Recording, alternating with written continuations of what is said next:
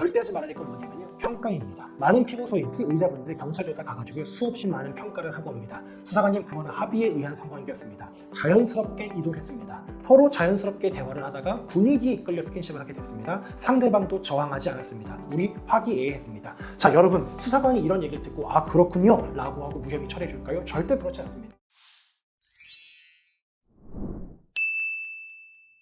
네, 여러분 안녕하십니까? 검사 출신 형사전문 변호사, 법무법인 A파트의 용성 변호사입니다. 제가 검찰에 있을 때는 검사의 직접 조사가 정말 많았어요. 한 이틀에 한 번꼴로 피의자, 피해자 불러서 직접 제가 조사를 하는 경우들이 많았는데 요즘에는 검사가 불러서 직접 조사하는 경우가 많지는 않더라고요.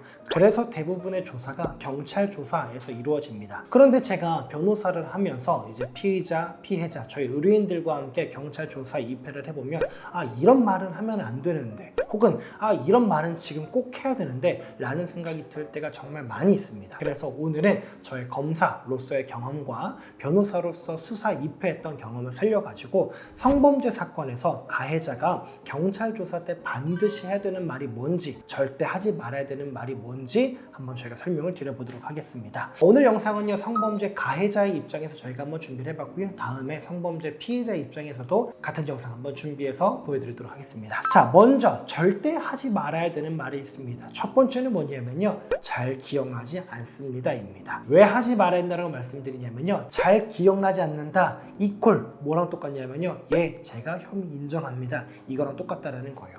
왜 그러냐면요, 수사기관 입장에서는 이미 피해자 조사를 먼저 거쳤습니다. 피해자가 와가지고 가해자가 저한테 어떻게 했습니다, 저를 어떻게 추행을 했고 저에게 어떻게 성범죄를 저질렀습니다, 가해자가 그때 저한테 뭐라고 말을 했고 가해자가 어떤 손으로 저를 어떻게 추행했습니다, 이렇게 이미 피해 사실에 대해서 쭉 진술했습니다. 자, 수사관이 가해자를 불렀습니다. 피의자, 지금 피해자는 뭐라고 진술하는데 그런 적이 있습니까? 아, 사실 제가 그때 술에 취해서 잘 기억나지 않습니다. 그러면 경찰 입장에서 뭐라고 생각을 할까요? 아, 잘 기억이 나지 않는다고 하네? 그럼 진실이 뭔지 내가 한 번 더 파악해 봐야겠다 이럴까요? 아니겠죠. 이 사람은 기억나는데 이런 피해를 입었다고 하고 이 사람은 기억 안 난다고 하니 그럼 이 사람 말이 맞겠지 라고 해서 곧바로 혐의가 인정이 된다는 겁니다. 그렇기 때문에 여러분, 저희가 말씀드린 건요, 가서 기억나지 않습니다 라고 얘기할 바에는 이렇게 대답하세요. 수사관님, 솔직히 잘 기억나지 않습니다. 그런데 저는 당시에 술에 취해 있었고 피해자는, 그러니까 고소인은 술에 취해 있지 않아가지고 정신이 뚜렷한 상태였기 때문에 아마 피해자 말이 맞을 겁니다. 제가 그 부분 인정하도록 하겠습니다 라고 대답을 하는 게 차라리 선처라도 받을 수 있는 답변이다라는 거예요.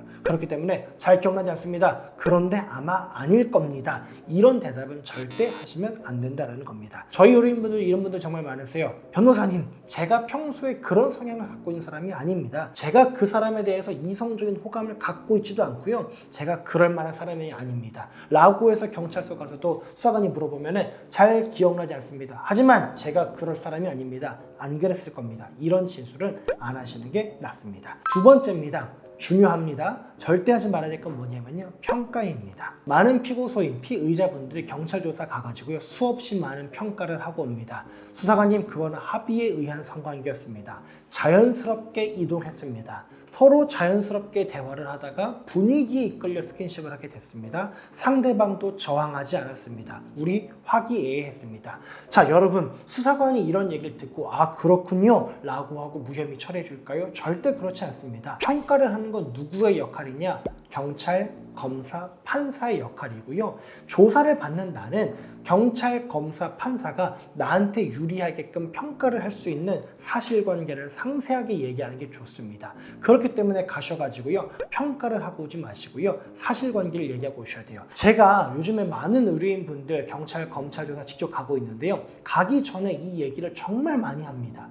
그런데도 불구하고 경찰, 검찰 조사 가면요, 헷갈려가지고요, 또 평가만 하고 오세요.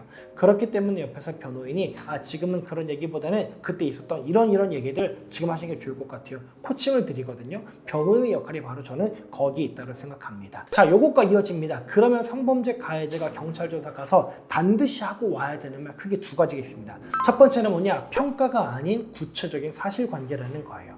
예를 들어서 수사관님, 저희 정말 합의하에 성관계를 가졌습니다. 이런 얘기를 할 게 아니에요. 뭐라고 얘기를 하겠습니까? 우리가 어떤 대화를 하면서 성관계를 가졌고 내가 상대방에게 뭐라고 하면서 성관계를 갖자라고 했는지 뭐 대놓고 직접적으로 우리 성관계 할래? 라고 얘기를 안 했어도 내가 성관계 갖자라는 걸 비언어적인 방법으로 어떻게 표현했는지 거기에 대해서 상대방을 어떻게 응해줬는지 이런 것들을 얘기해줘야 된다는 겁니다. 혹은 그러면서 성관계를 하면서 내가 상대방에게 뭐 속옷을 벗기려고 할 때 옷을 벗기려고 할 때 상대방이 어떻게 응해줬는지라든가 서로 그 스킨십 과정에서 어떤 일상적인 대화를 주고받았는지 이런 것들에 대한 설명이 있어야 된다는 거예요. 제가 준강간 사건으로 얼마 전에 경찰 조사 입회했던 게 있어요. 그런데 어떤 일이 있었냐면요. 서로 간에 술을 마시고 모텔 객실에 들어갔어요.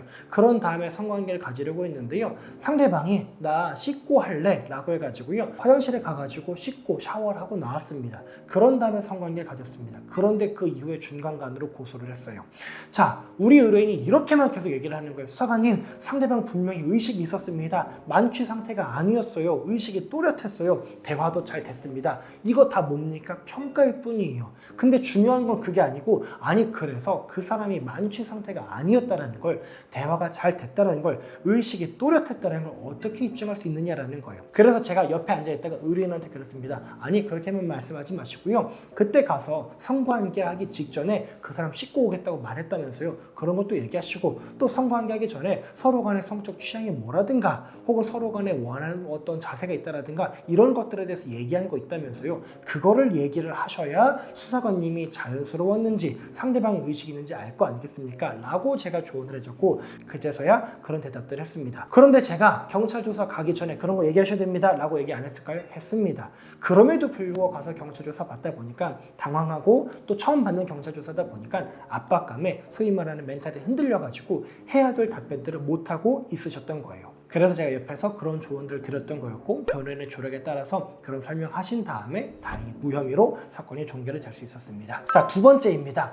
앞에 거랑 조금 연결이 되는데요. 성관계 장면에 대한 구체적인 묘사가 필요합니다. 많은 분들이 좀 그래요. 수사관님 자연스럽게 스킨십이 있었고 그리고 성관계까지 이어졌습니다. 이렇게 얘기를 하는데 이렇게만 얘기를 하면요. 어떻게 자연스러웠다는 건지 아무도 알 수가 없습니다. 그런데 사실은 그렇잖아요. 내가 범죄를 저지른 게 아니라 하더라도 어떻게 보면 남녀 간의 스킨십이라는 거는 굉장히 내밀한 거여가지고 그거에 대해서 그 장면 묘사를 되게 성실히 되게 자세하게 해가지고 나도 모르는 사람한테 얘기를 한다는 게 되게 부끄럽잖아요.